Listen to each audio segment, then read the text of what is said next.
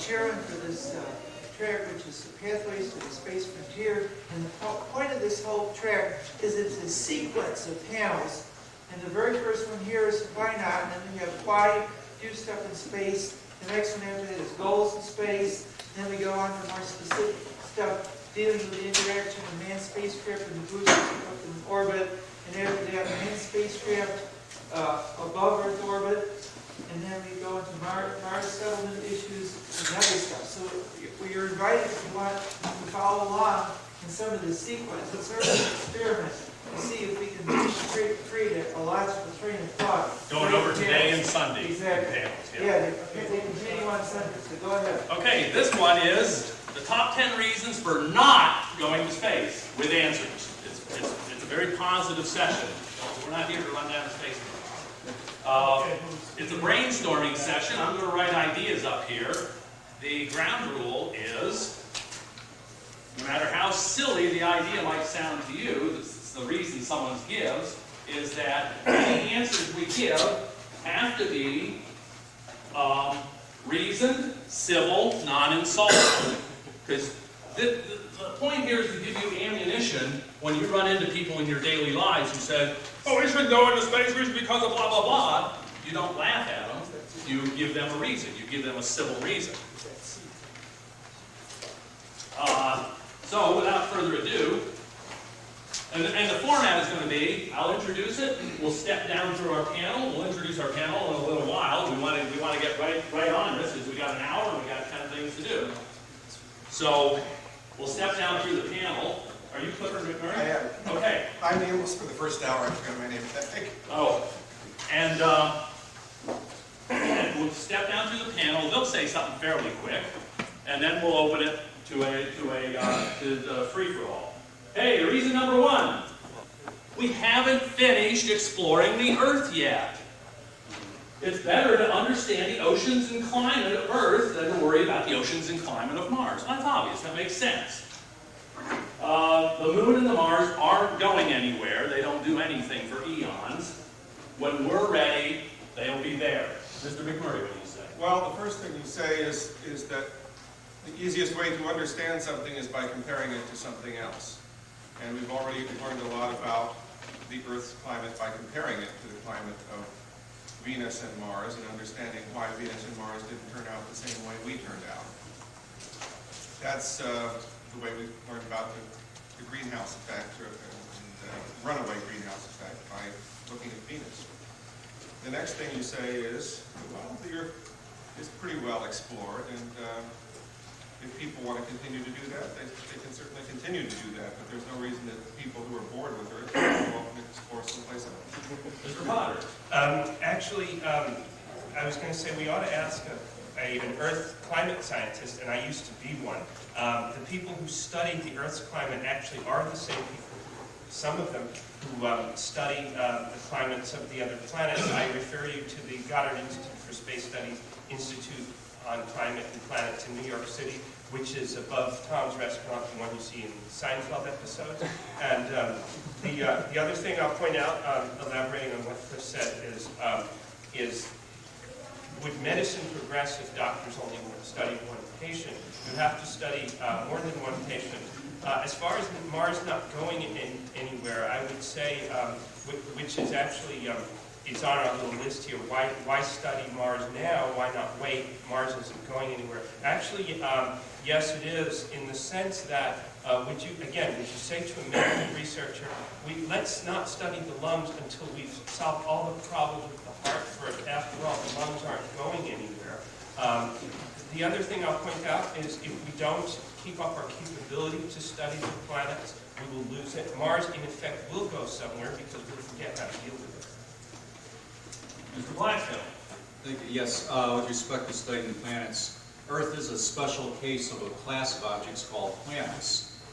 And being a special case, it means it represents just one aspect of what planets are, and you better understand the Earth by studying the general class of objects known as planets. And just as a couple of examples of that, we have the theory of nuclear winter, which came about not by studying the dust storms of planet Earth, but came about by studying the dust storms of planet Mars. To the gentlemen who received the Pulitzer, not the Pulitzer Prize, the Nobel Prize for their discoveries pertaining to the destruction of the Earth's ozone layer from chlorofluorocarbons, had previously been studying the chlorine chemistry of the upper atmosphere of the planet Venus, and it's could be debatable as to whether or not they would have made the subsequent discovery with respect to planet Earth if they hadn't previously been studying planet Venus. So the planets make good models for atmospheric, they're pure models. The Earth is very complex. Now that's very true with respect to Mars. Trying to understand the Earth is a very complex system. Mars is a very much simpler system because it doesn't have this Earth-ocean dichotomy, and the fact that it has much less humidity means that it's much easier to study the airflow processes. Okay. Mr. Creal. I would like to comment, I worked on the Apollo moon program, and it's frustrating, the sentence about when it's ready to be there. Very frustrating that what all we did, and to drop it, to leave it off at the point where we lost it, is frustrating to me. The vision of the young engineer that I was at the time, young people and all, was to do something, and we gave up on that. That's what you're losing if you go with that attitude that you can procrastinate. You're giving up. It's frustrating to me that you would give up on a challenge and lose that public interest, which was definitely there, and I think it's still there because you see all these movies that come out about saving the Earth from comets and asteroids, and I think it's there. We've got to revitalize it. Let's throw it open to the floor. Yes, sir. I would also point out that we study Earth every day. We study the oceans, land masses, Mars, rockets, the whole spectrum of the Earth every day we study. We've had $1 billion space industry that supports that. A lot of people do not. Okay, anybody else? I wrote, why not do both? And let's explore the human mind while we're at it, and cure aging, and carry interconnectedness to its limit. The human domain is mushrooming. 200 years ago, one person could know all of human knowledge. It's impossible today. Yeah, comment. And it can't be. Someday we're going to run out of room on this planet. Yeah. We're going to use up our resources that we've got, that God given to us. Let me get down to the lady. Okay, let's go on to the next one. Reason number 9 for not going to space. It is just another rich white boy's playground. There will be no justice there. Just greedy, racist, violent people and corporations. This one's going to get me into all kinds of trouble. Greed and racism and violence are hardly unique to the European countries. Quite the contrary. I have been told by people who have been there that you will not find a more racist culture than that of China, for instance. Everybody else in the East, the Chinese consider inferior to them. So racism is a worldwide phenomenon. It's not limited to any one group. Same thing for greed and violence. And I will suggest that the people who go are always the ones who have accumulated enough, go first, are always the ones who have accumulated enough resources to be able to afford to do something different than what they're doing now. And that is the European culture, white European culture, and I would suggest that the fact that we have accumulated more resources than anybody else, quite frankly, suggests that we're doing things better than other cultures are. Somebody will go first and other people will follow, and all the problems of humanity will follow with them. Mr. Potter. Want to elaborate on one thing that Cliff said, just to prepare anyone who's a space advocate for this kind of argument. One thing I'll clarify about what Cliff said is, I don't want to see it in terms of, the best we can say from that is suppose somebody says neither the Chinese nor the Western nations should go.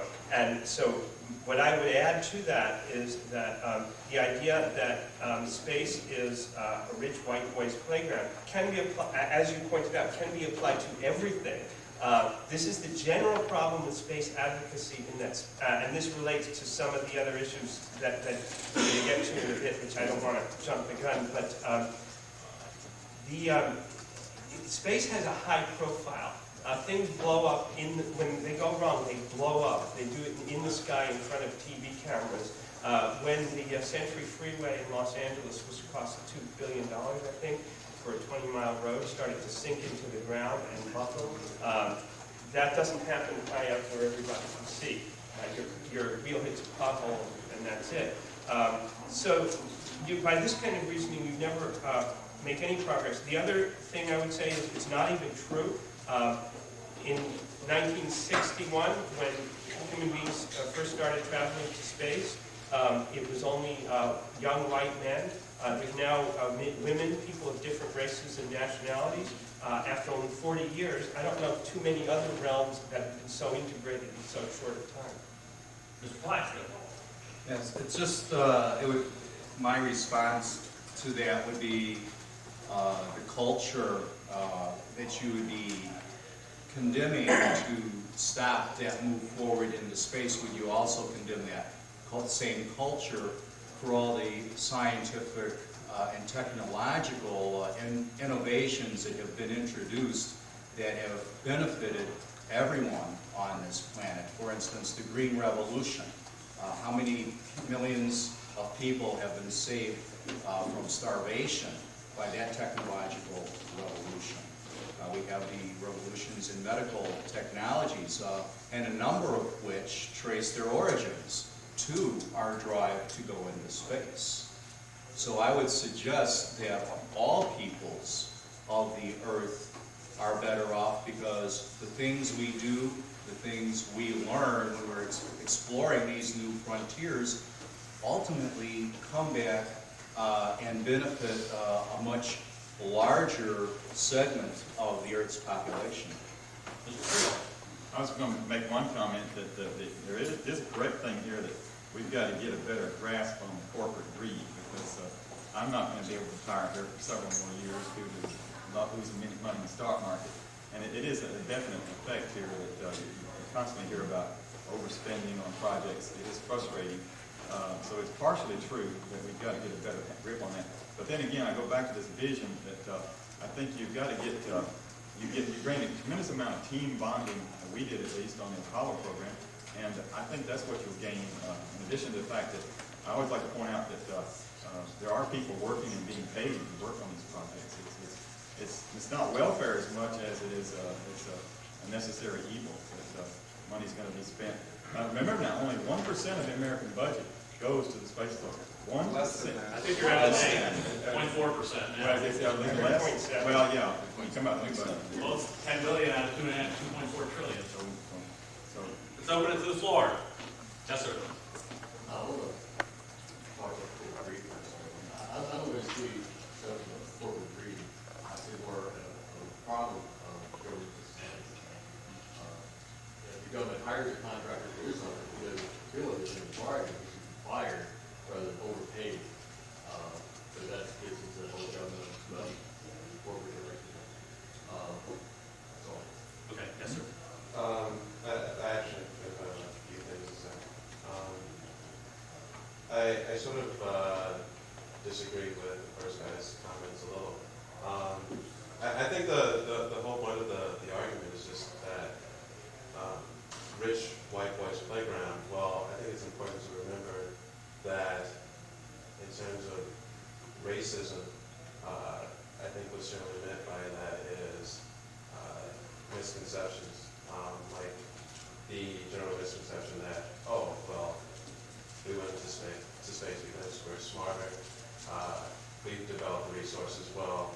In actuality, our culture is such that we've taken in from every other culture. The Apollo program would not have gotten off the ground if it hadn't been for people of every culture contributing to that effort. And the only people that went into space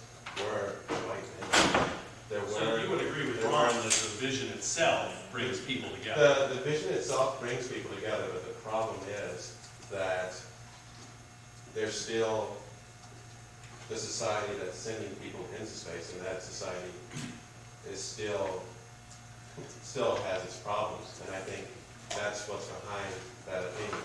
And I think the answer to that is, I mean, we wouldn't have gone to the moon if it hadn't been for political struggle against the Soviets. I mean, it was primarily political and military. Right. Much of our technology is still based on, ballistic missiles. I think the key to that is putting it into private hands, is commercialization. To greedy corporations. Yeah, Somebody wants to make a buck. the point is, it's not in the hands of the contracts to build the equipment is in the hands of greedy corporations, but as far as the exploitation of space resources, it's not yet in the hands of greedy corporations. I think when you open that up to capitalism, to true capitalism, instead of just giving all of your space contracts, the government to the Boeings and the Lockheeds, I think that's when when space is opened up such that anyone can jump in and take advantage of it, then I think that's when you really start to get rid of that problem, and you'll see more of agriculture, because then people will be able to exploit it. It sounds like, Anybody else? Oh, go ahead. It sounds like, in a way, the two of you are agreeing that what you're saying is you're in effect saying there is an aspect of it which excluded people on the basis of race, wealth, and so on. But the way to solve that is not to restrict space, is to more aggressively pursue space. Open in front of you? Yes. Most of the answers I see up there are basically from the white man's perspective. What I would say to answer this question is, space is a driver that drives science, technology, and markets. And if you are smart about it, I'm talking from the not white man's perspective. If you're smart about it, you can jump over industrial stages, and it's happening now. Today, there are countries that 20 years ago were classified as underdeveloped that are now at the forefront of cellular and wireless technology, for example. Computer science. Look at India today. India's launching satellites also.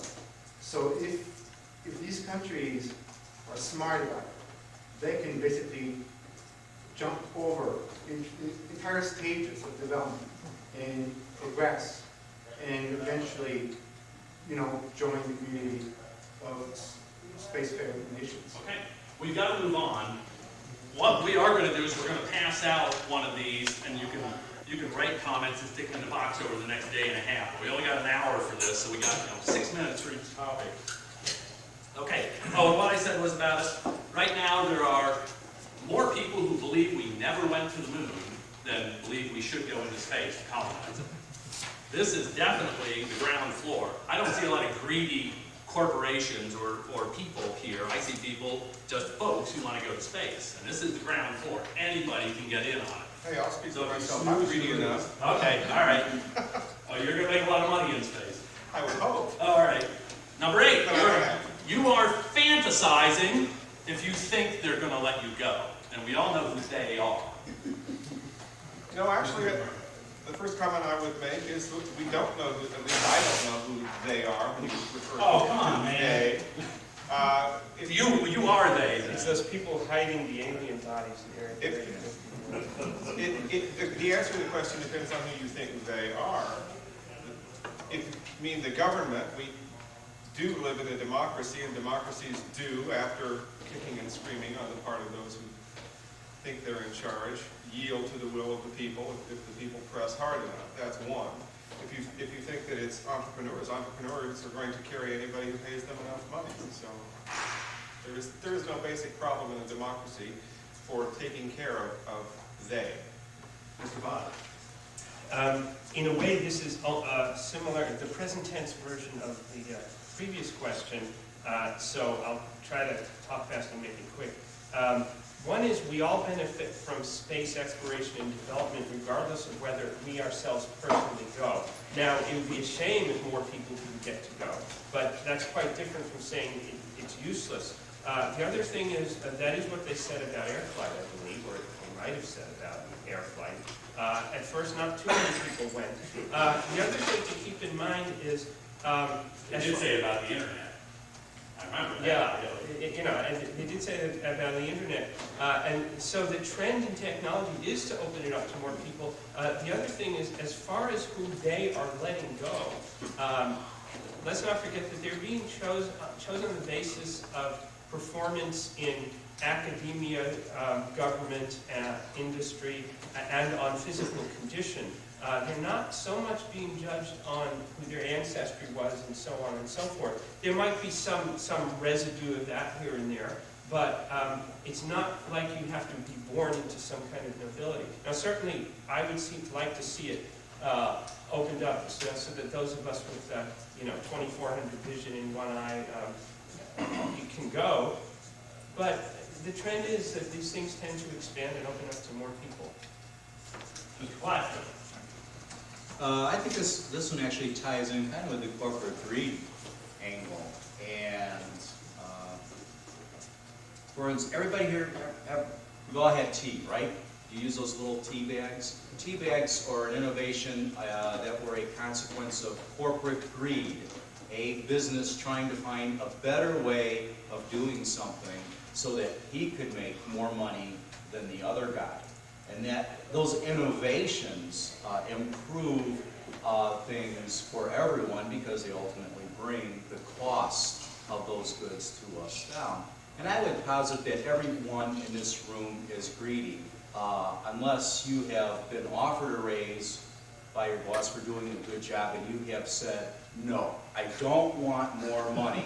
If you said, thank you very much, I'll take it, then welcome to the class of the greedy. And I think it's the combination of a desire to make money and a desire on the part of private individuals to get into space that will actually one day make it possible for a much larger group of people to actually make it into space. The X Prize is not a government endeavor. The X Prize is being carried out by private individuals who have a vision, who also hope to be able to make a living by breaking open the space frontier so that the rest of us can go. You don't have to be a government qualified astronaut. We also have the opportunity to go virtually if the plans of companies like Transorbital, who want to send unmanned landers to the moon so that the rest of us here can have an opportunity to experience perhaps driving a rover around on the moon. So what you do is you have a number of different interests, corporate interests for want of a better phrase, looking at what can we do that's different that will allow us to do something in space and in the process make a living for ourselves. Zero G Corporation being another example. Those guys are trying to put it together for years. Just one quick comment. People always ask me, when I tell them working on the space program, would you go into space? No, you wouldn't find me getting back on that big old rocket, because it's always said here, you'd be sitting there and you'd say, this thing is built by the lowest bidder. And, but no, I still would not want to limit the vision of others to go. And I don't think we're doing that at all. I think if you want to do it, you get after it. You can make it. Okay, I'll open it to the floor. Any takers? Well, I got one on that. Oh, yes, sir. Well, when people start realizing that there is money to be made in space, it'll be no different than the gold rush in Alaska. They'll all be rushing to get there. Money is the key. They are usually, in most conspiracy theories, the people who control the money.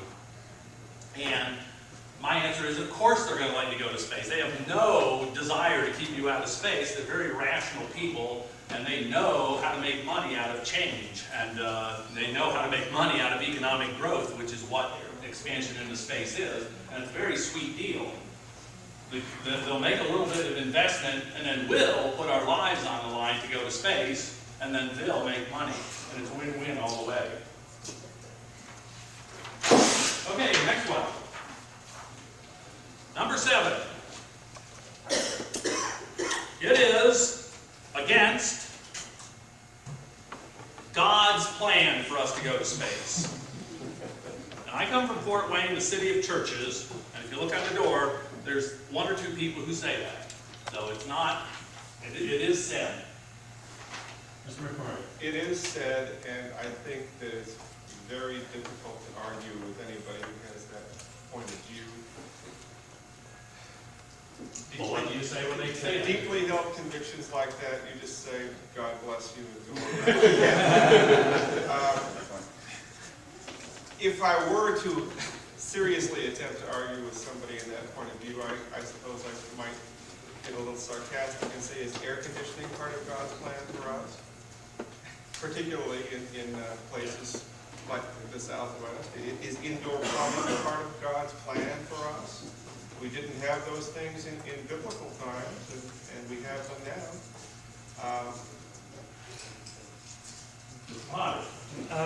I kind of want to second what Cliff said, because and I'm very tempted to pass on this one only because it's very difficult to discuss theology. First of all, it's a very complex subject.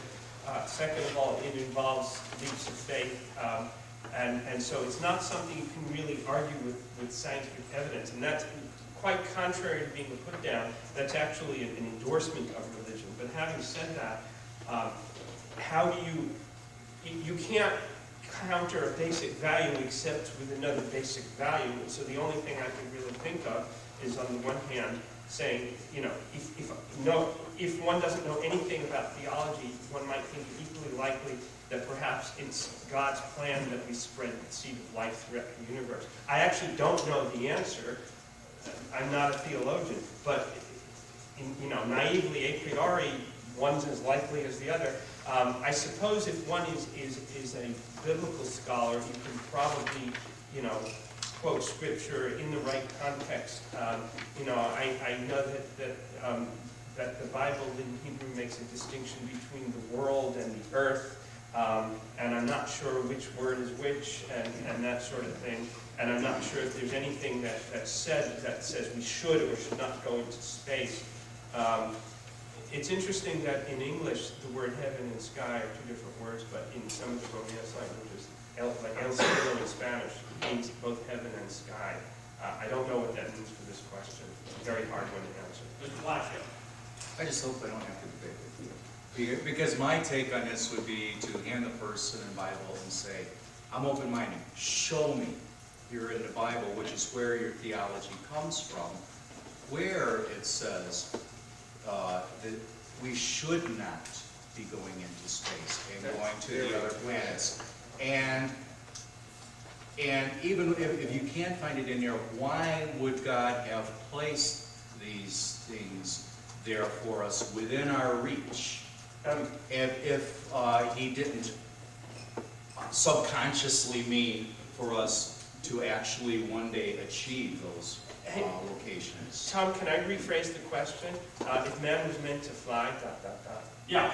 Yes. Man was meant to fly, he would be given credit cards, but that's a different story. I am reminded of the little old lady who walked up to Werner von Braun and said, we shouldn't go into space, we should stay at home, mind our own business, and watch TV as God intended. Yeah. Just quickly, as I was working on Apollo, I certainly ran into this in my own relative. My aunts, believed that we were going up there, we're changing the waves of the ocean, going in space. My father-in-law was much more flexible and was a great fan of the Apollo program and the rover. But the thing I like for the Bible people to go back, I'm a faith person, go back to Ezekiel and read in Ezekiel about explorations there.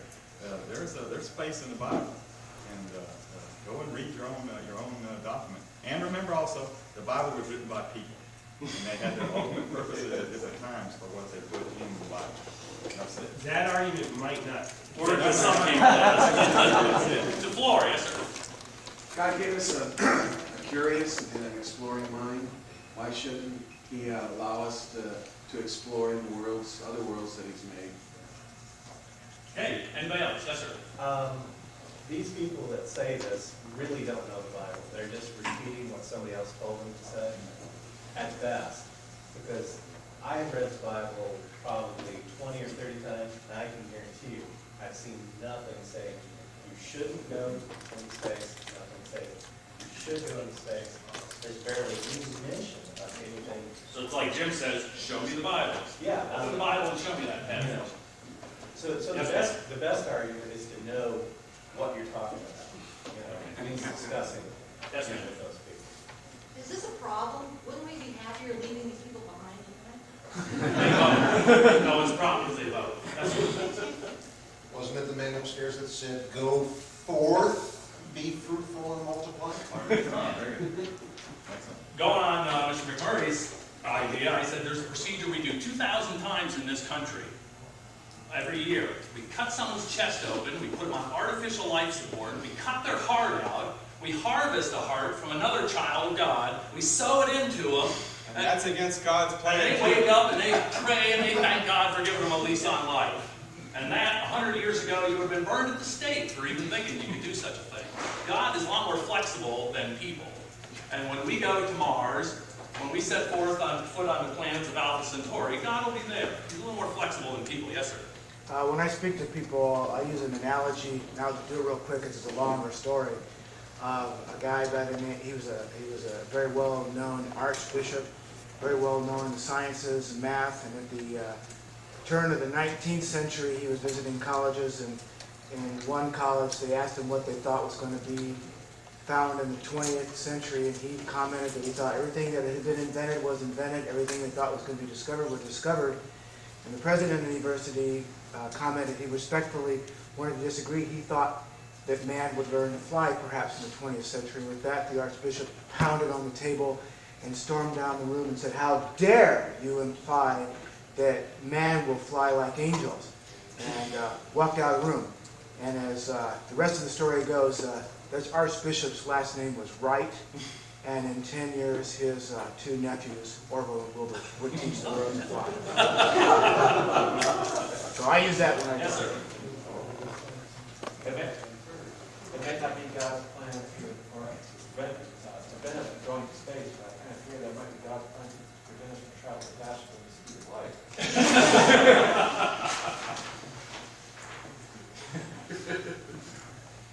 Okay, next one is, space is presently a military arena and not an appropriate place for civilians.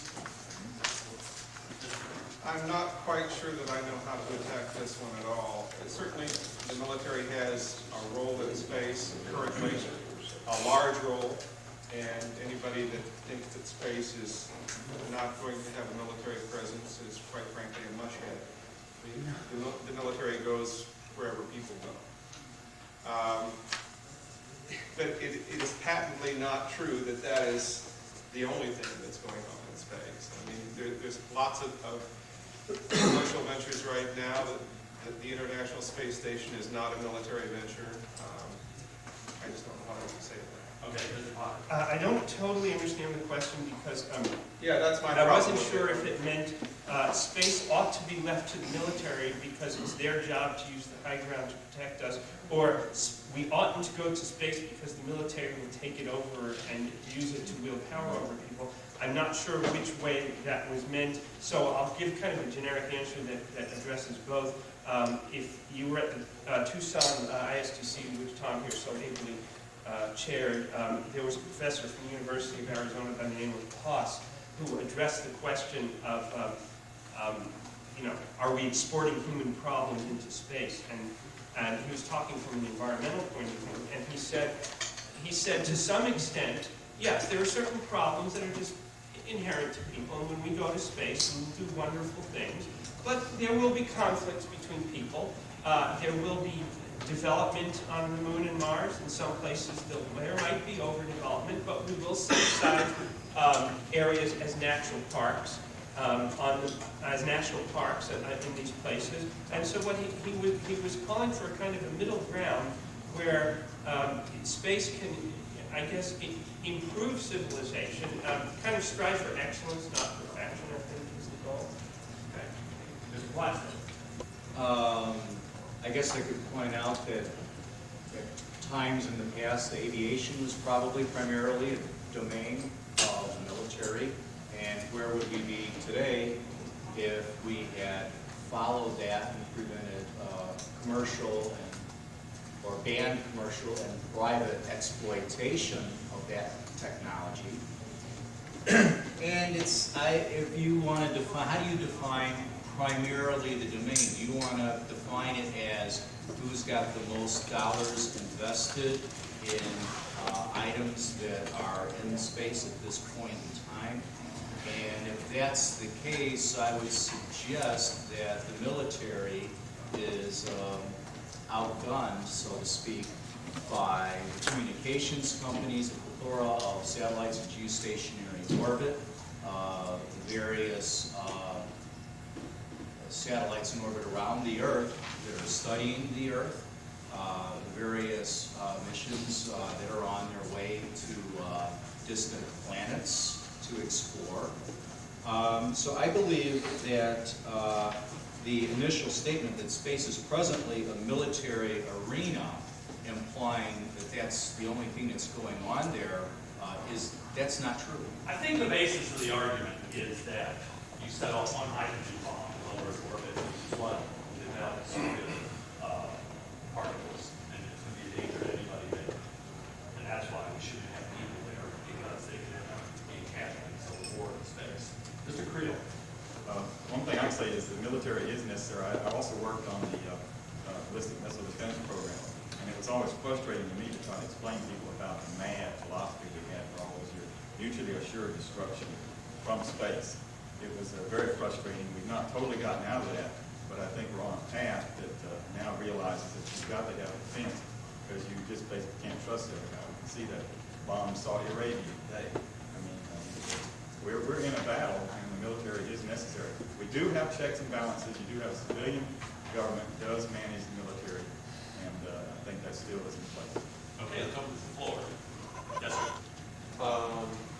I guess from this statement actually, mentioned that space, especially in military arena, when I think of the space shuttle, when I think of all the military satellites and all that, I think, and this is also from a lot of the students, the military, it is primarily the domain of the military. You think about, the astronauts that go up, and you have to have been in some branch of Air Force or Navy pilot or something. And That has in terms of the shuttle flew. There's lots of civilians. oh, I know, but the average person doesn't think about that. I know that, but so the average person doesn't think about that. And in terms of the average person going into space, they think, oh, well, due to, it's still a government-controlled enterprise to this day. And in terms of being an appropriate place for civilians, that's never going to happen because it's so expensive. The systems are so complex that you just need all this training to learn how to use the equipment. And it's really hard to convince people otherwise. I myself have, at least to this day, I still have never really been convinced otherwise that it is an appropriate place for us. I think it is an appropriate place for us, but in terms of the mindset of the people who control access to space right now, it seems that they have that viewpoint. Okay, anybody else? Yes, sir. Speaking as a former Air Force officer, currently a civilian in the Air Force, and ignoring for a moment that when you pointed to the military, you were pointing to a member of the Civil Air Patrol, which is a civilian auxiliary of the United States Air Force. Fort Courage, Fort Hood, Fort Stockton, Fort Huachuca, all the communities out here in the West after the Western expansion were built around the military. They were built around forts. if it wasn't for those outposts, you wouldn't have the communities that were built around them. There's going to be a symbiosis between the two. Anybody else? Yes, sir. Yeah, also speaking as a former member of the military, there's a certain amount of education involved in this question. There's a misperception of all those questions, actually. And you have, it's our duty to educate people that are asking these questions. That's why we want civil answers. Right. And this question is, in one sense, it's simply not true that space is a military arena. NASA is a civilian organization. I know people today that come up to me and say, well, NASA, that's part of the Department of Defense, isn't it? And I have to continually tell them, no, it's a separate civilian organization. And all their money is run by a civilian administration. And they have some connection with the military, but they're separate. They must be that way when they're organized. That doesn't mean that we're never going to have, space is never going to be completely free of military presence. There's always going to be a military presence in there, and it's always necessary. And most of the presence in there from the military is for good, solid civilian reasons, to protect the civilian population. You've got reconnaissance satellites, you've got weather satellites, you've got communication satellites. Most of these are kind of passive instruments. There are no weapons in space as far as I know now. Okay. So you might want to make that distinction. Yes.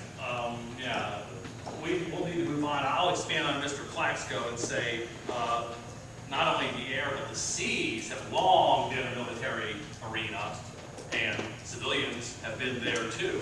If you say something's a military arena and make it off limits, there becomes no economic incentive to develop it, and therefore ultimately there becomes no incentive to defend it either.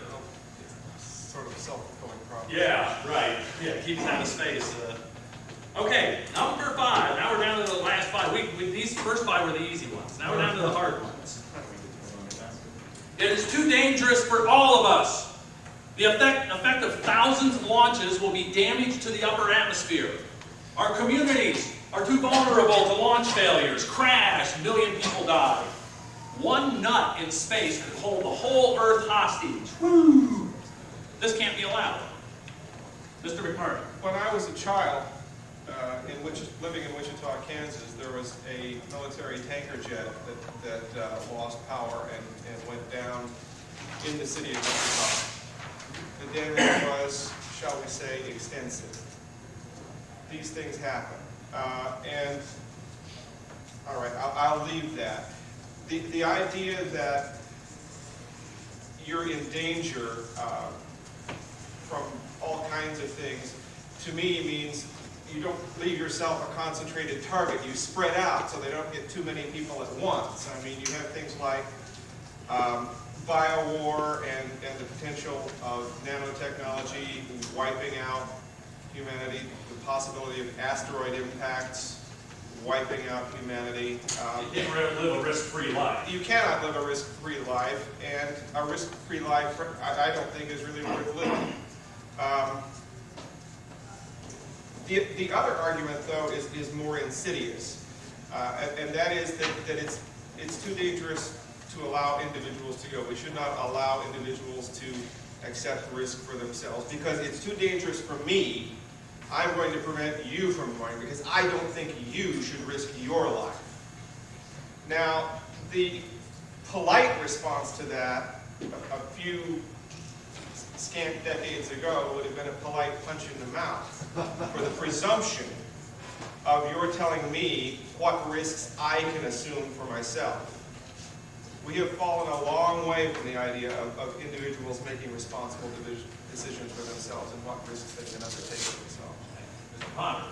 I'd like to pass on this because I have a lot to say on some of the upcoming questions. Okay, Mr. Plaxco.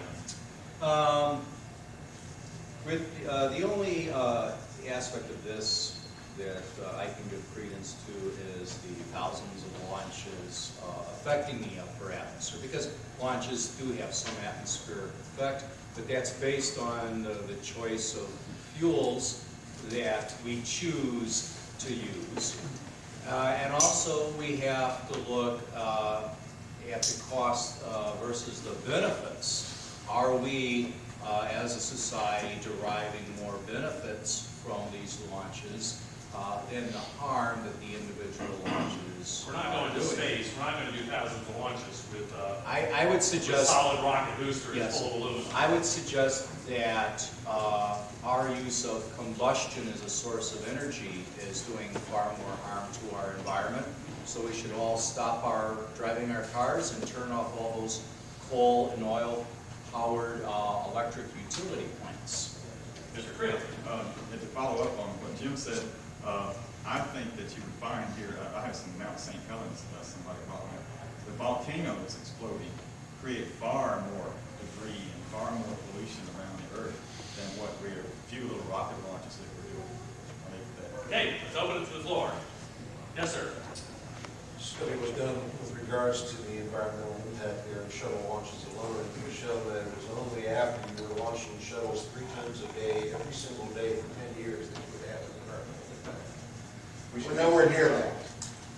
However, most of our launches that use liquid oxygen, liquid hydrogen, the byproduct is water vapor. Right. How does that impact us? And that's what I said, it's not going to be economical to use solid rocket boosters for the mass launches. We'll have another technology. Let's move on to the next one. Anything we want to do in space, we can do robotically. Space is not a place for people. Space is simply too inhospitable for us ever to thrive. We would never rise above the level of just mere survival there, so why go? We don't need to create more dead heroes in a place we never should have gone to in the first place. Sarcastic answer. You can't have zero-G sex with a robot. More serious answer. Not yet. That's true. More serious answer. Space is not really a much more challenging environment for this generation and level of technology than the deserts and polar environments were for less developed technologies. So, yeah, it's true that it's inhospitable. It is also true that people go wherever they can possibly, by the wildest stretch of their abilities, go. And they do that because some of us, I think probably always a minority, just want to experience different things. Now, I do think that's a serious issue, that it is only a minority of people, and always has been a minority of people. You would have found the same arguments back in the days of Magellan and Christopher Columbus of why people should stay at home, because most people do want to stay at home. And that's okay for them. But let's not keep those who want to have a wider experience from having it. I think this is a variation on, of course, if we want to settle in space and live there, a robot can't do it for you. But a more thorny question is, if we want to study the climate on Mars, getting back to the first questions about exploring the Earth, isn't it more cost effective to send, we sent 2 probes for a total cost, including launch of $800 million. Even something like a Bob Zubrin-like plan for sending people to Mars would cost something like $20 to $40 billion for the first mission. Can't we get more data for the buck if what we want is scientific data for robots? And to me, this is a very compelling question.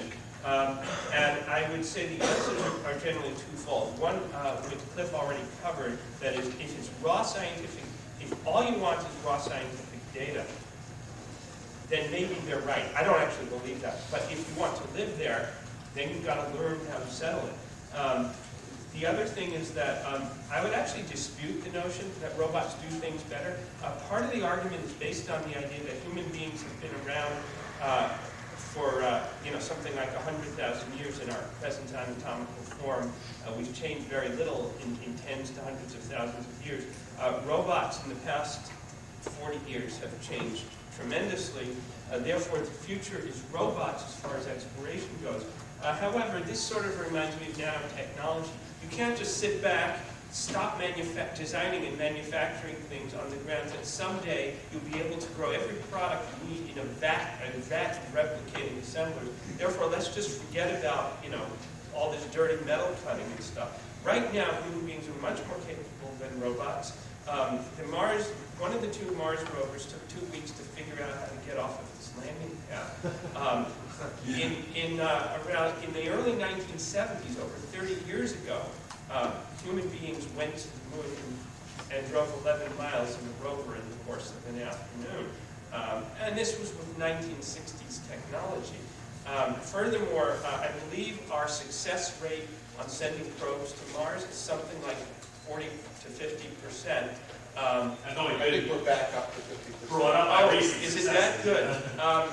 Only if you exclude foreign missions. The United States has sent 150 human missions into space. Depending on your definition of failure, I would think it's reasonable to say 3 of them have failed, 2 of them fatally, which makes it for a success rate of 98%.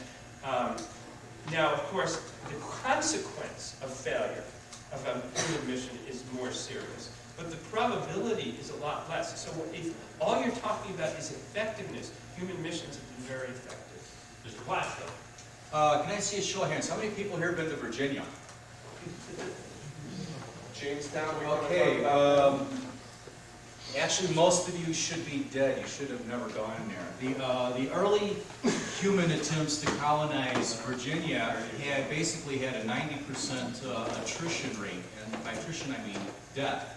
They needed a new shipload every year to replace the ones that had died. So one could posit that Virginia is too inhospitable for human life, and therefore no attempts should be made to colonize it. Now, why was that so?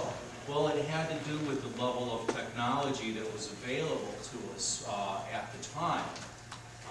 So as our technology has advanced over the years, the definition of what is inhospitable has continued to shrink, and it will continue to shrink. And so I posit that space is not too inhospitable for humans when we take advantage of the new technologies that we're developing. Back to the greed thing for a second, though, because he reminded me. That fatality rate had a lot to do with the fact that the early settlers were greedy and stupid. They were living in a swamp at Jamestown. There was much better land just a few miles away, and it was repeatedly debated whether they should relocate, but they never did that. They stayed in the swamp, and the beavers got them year after year. There will be a memorial on the moon for the people who set up in the wrong place, too, on that. I'll just make one quick comment that, yes, man does have special needs and requirements to get in space and be sustained there. But I've been involved in several programs, NASA and Air Force, where we would have dearly loved to have a man to go out and tap on something or uncover a cover that didn't open up or something like that. That the man is very, very vital to the mission. Hey, yes, sir. Anybody who's planning on going out to California to go see Disneyland or the beaches or Universal Studios, stay home. You can do it robotically, you can just watch it on TV or on the internet. Why bother coming? We've got enough people out there already. Virtual reality, that's what Clinton's science advisor said. We're not going to space, we're going virtual reality, yes, sir. Robots can't colonize the planet. Yep, and that's the objective. I'm afraid the perception in the world is that the Star Trek movies and Star Wars, we've got warp engines, and we've got all these things exist, that the perception's there, I'm afraid. Yes, sir. This argument comes up always point to the Hubble Space Telescope. It was a manned program that turned out from NASA. Yeah. Engineering history, one of the greatest triumphs. And that's what will bring the cost of satellites, is man presence in orbit. Okay, number 3. We've destroyed the Earth. And so now we're going to destroy the other planets also. We have to solve our problems here first. We have to mature as a species before we're ready to go to space. Mr. McMurray. Well, I look around and I don't see a destroyed Earth. I see pockets. Oh, you're just not looking. I see pockets of overuse. And I also see that in areas where people have become aware and concerned about that the environment has been restored to better than what it was before. I recommend to you all a book called The Skeptical Environmentalist. That's a different story. The other part of the answer is that the environmentalist movement didn't really take off in a serious way until the late 1960s, early 1970s. And what did we have then? We had the pictures of Earthrise from the Apollo 8 crew, looking back at the Earth and seeing it as a whole. And that perspective, if we had not had that perspective, people probably would not have become as concerned about taking care of the Earth as they are now. And I would much rather use the resources of an asteroid and not damage the Earth when there's nothing alive on the asteroid anyway, then I would prefer to stay here and continue to overuse the Earth. Mr. Potter. I feel kind of caught between the point of view, and I think we have to strike a balance here of saying there are no problems versus there's nothing but problems. I could make a list of environmental problems, on Earth, that's as long as this room, and I feel the issues are legitimate. But that's life, folks. There are problems. We'll fix them. There'll be other problems. We'll fix those. We'll move on. I'm glad that Jim brought up Virginia, because somebody said that the West would never have been settled if we tried to make Jamestown perfect. Mr. Plaxco. I would not recommend the skeptical environmentalist an argument with an environmentalist. However, I would recommend that you read the book Skeptical Environmentalist. I would say that to compare the Earth to the Moon at this stage of our civilization, you're really looking at apples and oranges. The reason people are concerned with the environment here is because this is where life is. Our continued well-being on this planet depends on our taking care of the environment in which we live.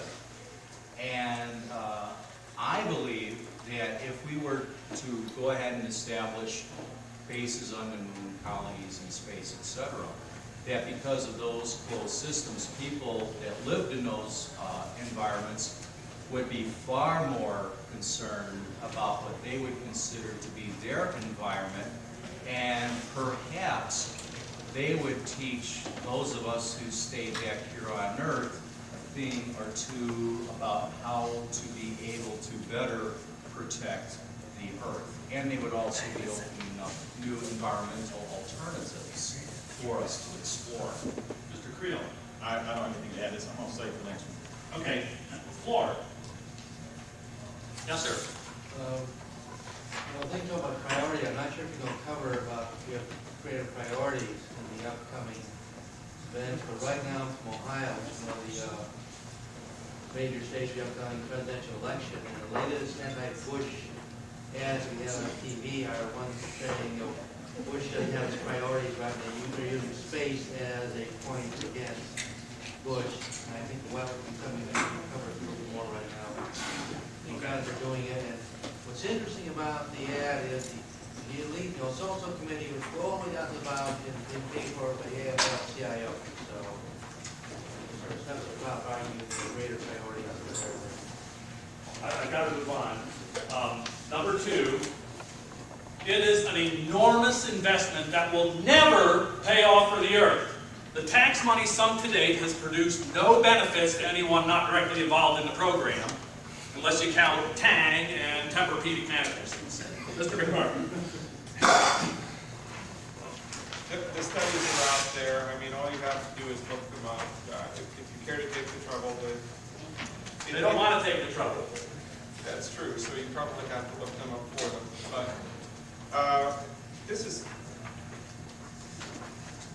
let's not talk about spin-offs in terms of Tang and so on. Let's talk about the benefits to American management technology that came out of, first, the development of the ICBM, and then the people that went on from the ICBM into the Apollo program diffused that management technology throughout the rest of American industry.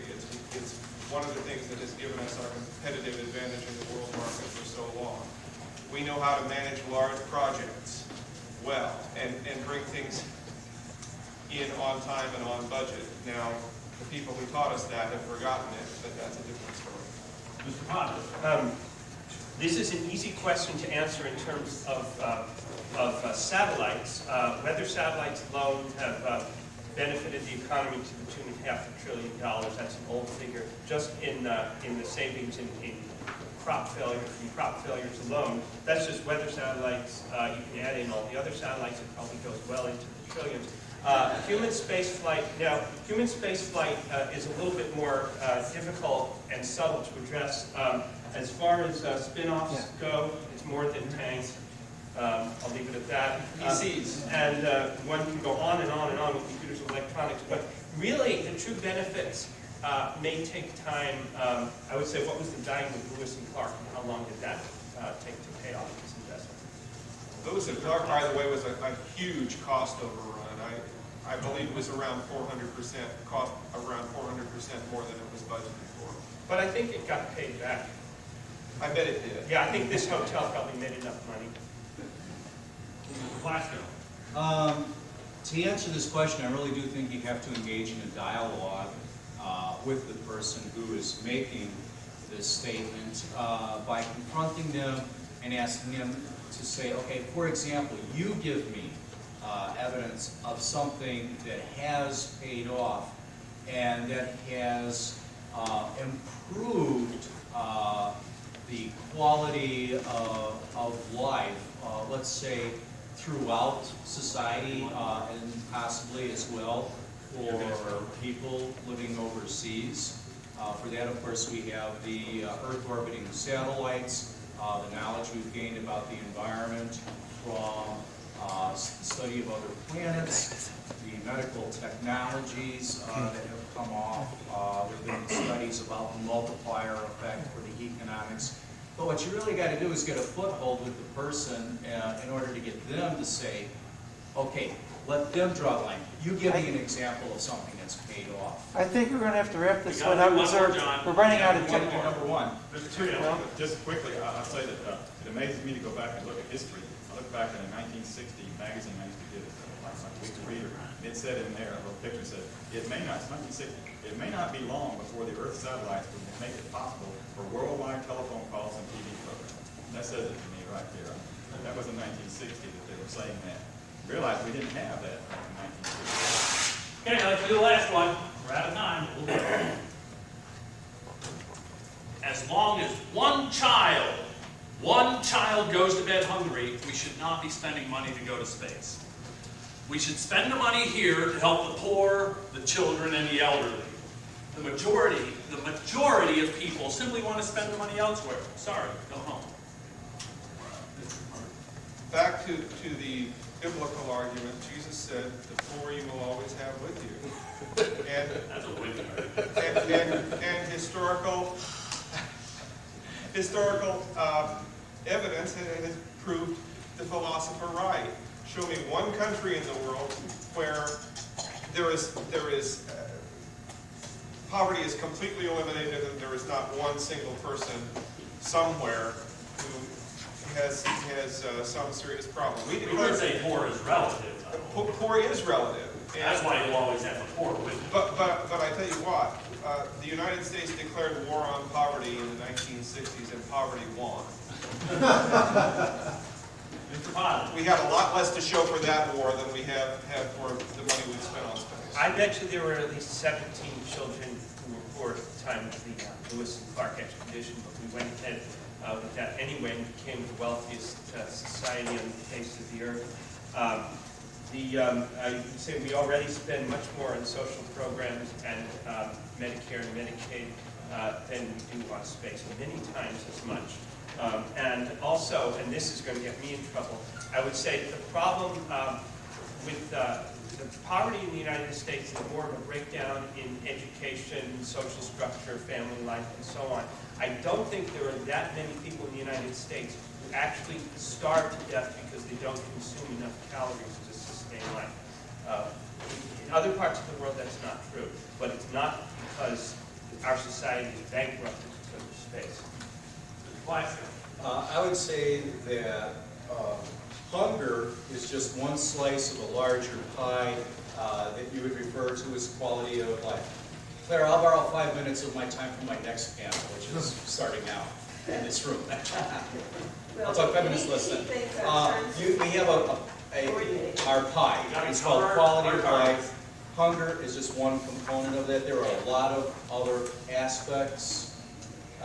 And I suggest that the money we spend on space is enlarging that pie and improving the picture for a number of those other aspects. And with respect to hunger, monitoring of crops from space is helping farmers to better plan and organize their harvest so that we are producing more food because of space activities, and it's reducing hunger. Mr. Creal. Ditto, just say ditto, let's go. Okay, I make one point about majoritarianism. Every line item in the budget is not approved by the majority of the American people. The way the government works is minority interests get minority funding. Space is definitely minority funding. Okay, we gotta wrap it up. Next panel.